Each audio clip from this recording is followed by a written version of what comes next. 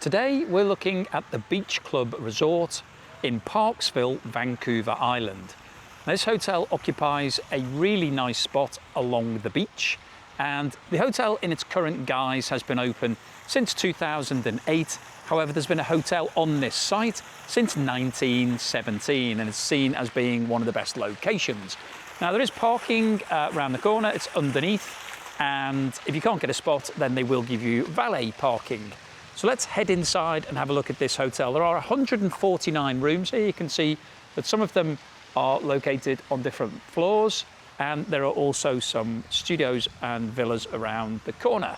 So let's head inside reception and have a look around the hotel. So this is the reception area where you will check in when you come to the hotel.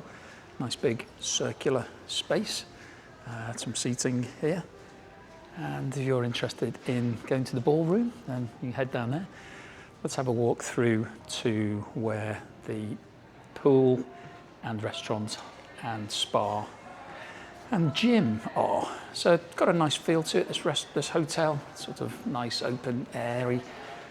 But really the key to it is the beach. So we've got the restaurant here to the right. Have a look at that a bit later. Let's take a walk through to the beach area, because really if you're coming to this hotel, this is what it's all about. Straight through, you can see the pool through there, which I'll have a look at in a moment.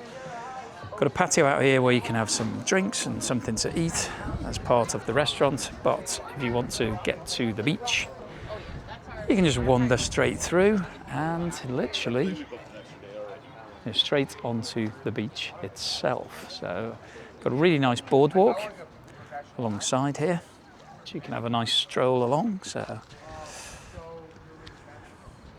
that is a great location. We just have a look at the hotel from behind.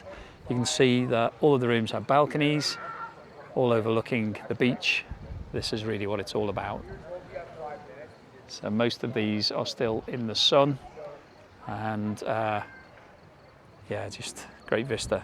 This is a tidal beach, so the tide does come in and out, but it's one of the biggest beaches in Canada, so absolutely fantastic. So let's head back inside.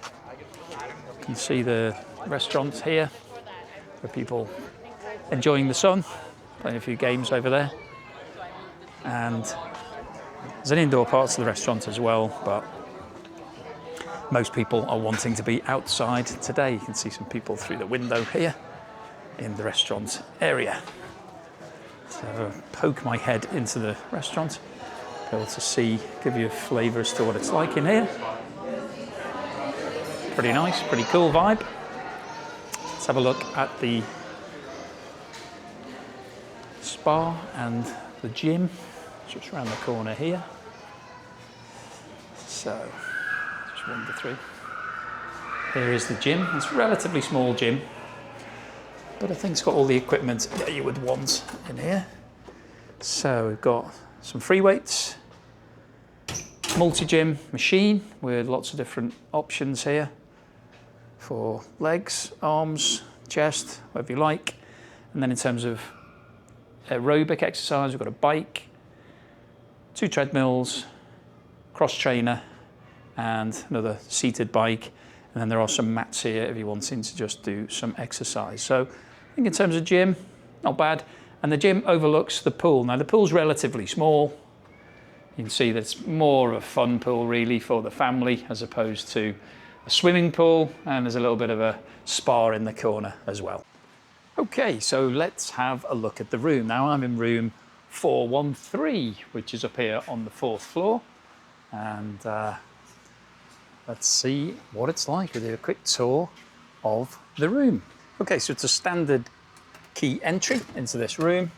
And this room has 2 double beds. So we just head into the main room itself. You can see we've got 2 beds. They've actually left a robe and extra towel here. So 2 decent sized beds. You get 4 pillows on each bed. Pillows are pretty decent. So I'll just have a quick look at the amenities and then we'll have a look at the balcony in a moment. So over here you've got a small kitchenette. So you've got your own sink and you've got some cupboards so you can do some self-catering. Got a kettle in here, corkscrew, 4 glasses, wine glasses, got a little teapot, 4 cups, and a safe and a bin. And then down here, we've got a fridge, which I put some things in already. Some drawers, there's some washing up liquid and a sponge, and another bin and here. So that's all good. Little light. In this cupboard, we have got ironing board, iron, some more things in there. I've got some hangers. Let's have a quick look at the bathroom. I think there's the light. Where's the light for the bathroom? It's inside here. Okay, sink, toilet, bath with shower above it, and big mirror. Okay, that's that. So alongside the 2 beds, we've got a telly. Doesn't look very exciting. Drawers. Little desk if you want to do some work, which I probably will. And then the piece de la resistance, the balcony. So head out here. And we've got 2 seats and a really nice view of the beach. So we are literally on the beach, as you would imagine, because it's called the Beach Club. So that's the beach. Tide's out at the moment. Lots of people on the beach. Nice walk along there, nice boardwalk. So that is the room. So here I am at the end of my 3-night stay here at the Beach Club Resort in Parksville. And just take another look at the building. It is quite an impressive structure. Really good amount of sea frontage that it occupies. And this boardwalk, which is right behind the hotel, is really quite a nice thing to take a stroll along. So we'll do that just now. There's the beach behind me. Tide's sort of, I think it's on its way in at the moment. It looks like it's coming in. There's certainly a lot of water sitting on the sea, but it's a really nice place to come and just chill out. What's great about this hotel is that all of the rooms on this side have balconies overlooking the water. Maybe all of the rooms have balconies overlooking the water. I haven't seen any rooms facing the other way. I haven't checked that out, but if you're coming, definitely get one with a balcony or a patio if you're on the ground floor overlooking this water, because it's such a nice vista to wake up to. Get up, open the curtains, and basically that's your view. Now that is a great start to anybody's day. Just peaceful, relaxing. And the weather when I've been here has been really beautiful. It's been like this every day, blue skies. So what about the hotel? What did I think about it? How is it actually having stayed here for 3 nights? Well, the beds are really comfortable, so happy with that. 2 double beds in the room that I'm in. Pillows weren't the best, I have to say. I found the pillows a little bit hard, but maybe that's just me. I'm a bit sensitive with my pillows. So if you're particular about your pillows, maybe you can phone reception and ask for a change of pillow. I didn't do that. I just didn't get round to doing it. I was too busy doing things through the day, all the activities, going out and about, going for walks and whatnot. So I didn't do that. That's probably my only bugbear about the room. What was great about the room though is it's a bit like having a little bit of a kitchenette, because you've got a sink, coffee machine, a kettle, a nice big fridge, so you can put your own stuff in there. So you can do a little bit of self-catering. I have eaten in the restaurant. I have to tell you that the breakfast here is brilliant.